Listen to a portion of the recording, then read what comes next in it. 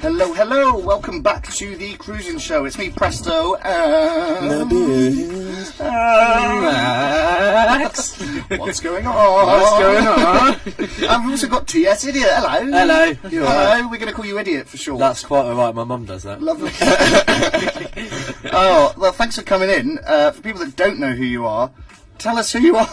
You're a spoken word poet. I'm a semi-professional moron is what I am. Yeah, there you go. Poet, activist, youth worker, bits and bobs, events. A lovely chap, basically. A lovely chap. Thanks. Well, I've been wanting to get you on for a while because you've done some pretty funny poems that about like the state of the things, like Freddo's being more than 10p. Oh, don't get me started. I had a dream that they were 50p, and then I realised, why am I dreaming about this?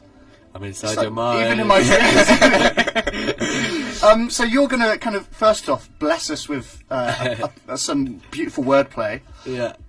No pressure. And then we're going to get into, like, chatting about, who you are and stuff. Yeah, nice. You down for that? What are you gonna read for us? Or recite? I think, because we've mentioned it already, and dedicate it to your good self. I'll do a little rendition of Freddo is Dead. Oh, Freddo is Dead. Yeah, what a name. Freddo is Dead.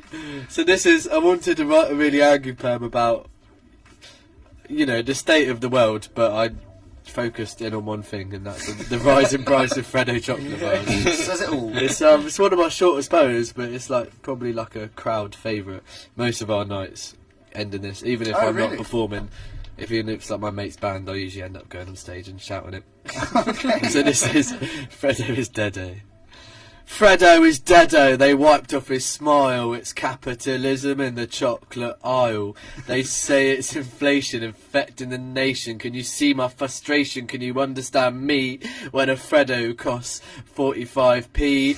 Mate, I want to slap you in your shiny purple wrapper.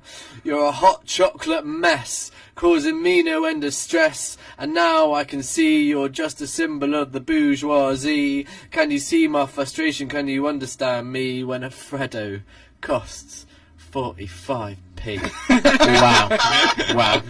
That really spoke to me right there. 45p for a Freddo. It really hurts, doesn't it? I don't know why. It just kind of sums up the way things are going but everybody's zones in on kind of Freddos. It's quite a noticeable thing from our youth. Pain is real. I used to get 50p sweet money on a Saturday and we go, and you'd be able to buy loads of stuff. But there we go. So because Freddo's a brand, man, isn't it? It's like Freddo's making it. It's Cadbury's, isn't it? Yeah. Well, yeah. But let's talk about TS Idiot as well, because we've got him here. Not just Freddo's. It's my arch nemesis. So you did mention briefly that you do a lot of work with bands and stuff. Uncollective. Do you want to tell us about that whole thing? Yeah. So Uncollective. I think towards the end of doing uni, I realised that there was all these little groups of people, all these little arty collectives, and there wasn't really a collective that existed that just connected them up and supported everyone in that way. So we've been going for nearly 5 years now. Oh wow. Always changing, there's always me involved somehow, but lots of different people come in here and there. And I guess the idea is to collaborate and connect with people, like yourselves and musicians and poets and artists and filmmakers, and get them all working with each other rather than in these little groups where they're kind of competing, get them all linked. So what sort of bands could people expect, or what sort of things could they expect at one of your events? So we do we're slowly getting more and more of a kind of niche vision about what we want to do, who we want to work with, but that's niche. In general, sorry, niche.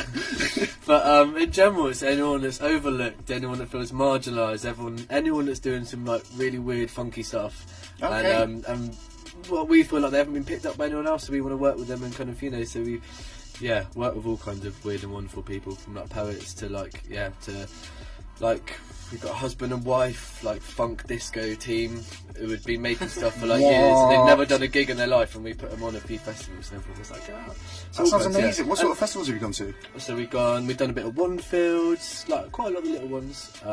Nice, those are fun. Yeah, you get to meet everyone. As well. Yeah, it's good. And we had our own little one going for 3 years, which is, again, I think we chatted last in the summer about it, and so keeping ourselves busy and out of trouble most of the time. Hey. I think. So you've been doing spoken word for how long? Probably about 4 or 5 years now. Yeah. Oh, okay. Starting from a really sad breakup, and then being that's like, I've understandable. got to express myself, man.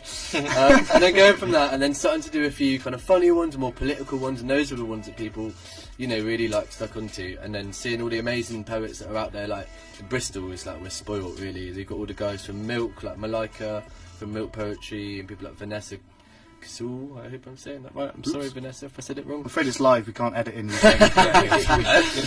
Yeah, you got like Raise the Bar Poetry and Milk Poetry and all these amazing kind of people around. And I think being in Bristol for the last year has really kind of got me back on that kind of hype, really, yeah. It's good that you found somewhere to kind of put all your feelings and stuff. It's an outlet. It helps. You know. I'd be even more of a mess without it, yeah. I think I just started doing, I've always wanted to be in bands, but I can't play anything.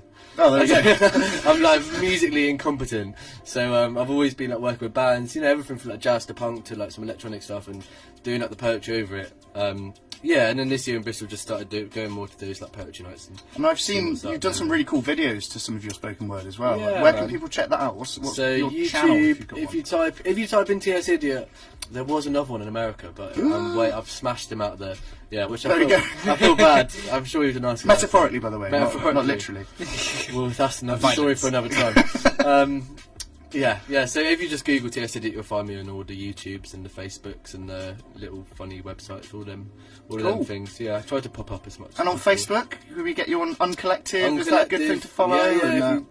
I mean, we're always looking just to support like artists, whatever you do, whether you're a painter or a filmmaker or a DJ, or you know, we're always getting involved in more events and working with people. Like we're working with people off the record at the moment and people like that. Oh, really? Mental health charity? Yeah. Wow. And looking nice. at, you know, and we've done stuff with the station Creative Youth Network, so we're always, you know, looking to support more artists. And like I said, especially young people, especially people that feel a bit overlooked. Like, I come from the point of like, I can't really write very well, I can't play any music, but I've managed to be in bands and do poetry, you know what I mean? So it's anyone like that get told they're rubbish a lot, but actually has probably got something to give. So that's really cool. I really like that. That's really good. Like Creative Youth kind Network of do well. vibe. I think at the moment recently, I found a poet called Aisha Humphreys, wicked, like quite young, like 20 years old, doing really, really wicked stuff. She's been picked up by a lot of the poetry nights, but I think people like that were really, and she does some wicked poetry about, you know, being a woman and all the kind of issues surrounding that, and that's the kind of artist. I know, Callum, I know, I really appreciate that. But that's exactly the kind of artist we want to work with, you know, people that we feel like we could give them a bit of a boost, and,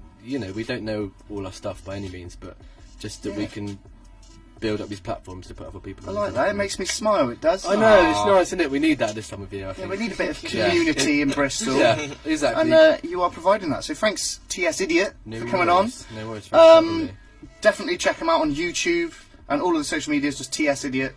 Yeah. Uncollective as well, if you want to get involved, if you're an artist or anything like that. Make sure you do.